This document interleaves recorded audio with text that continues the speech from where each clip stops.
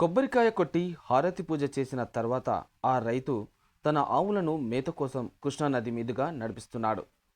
Nagarjunasagar back water మీదుగా ఆంధ్రప్రదేశ్ నుండి తెలంగాణకు ప్రయాణించడానికి ఆవులు నీటిలో దాదాపు 2 కిలోమీటర్లు ఈదుతాయి.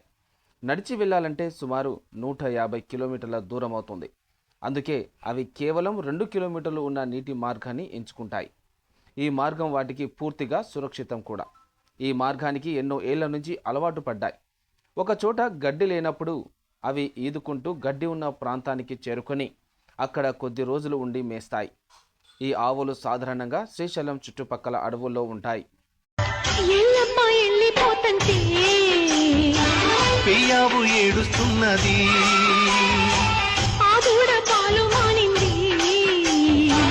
ఊరిల్లు చిన్నబోయింది,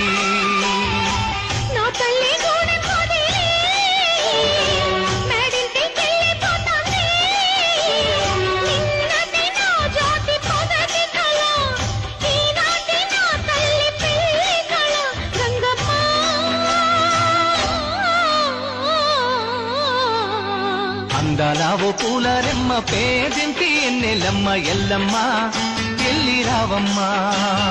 అందాలావో పూలరెమ్మ పేదింటి ఎన్నెలమ్మ ఎల్లమ్మ ఎల్లి రావమ్మ.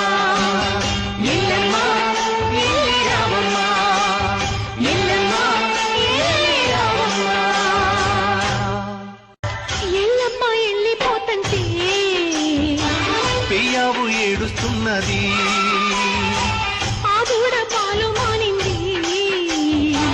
ఊరిల్లు చిన్నబోయింది, నా తల్లి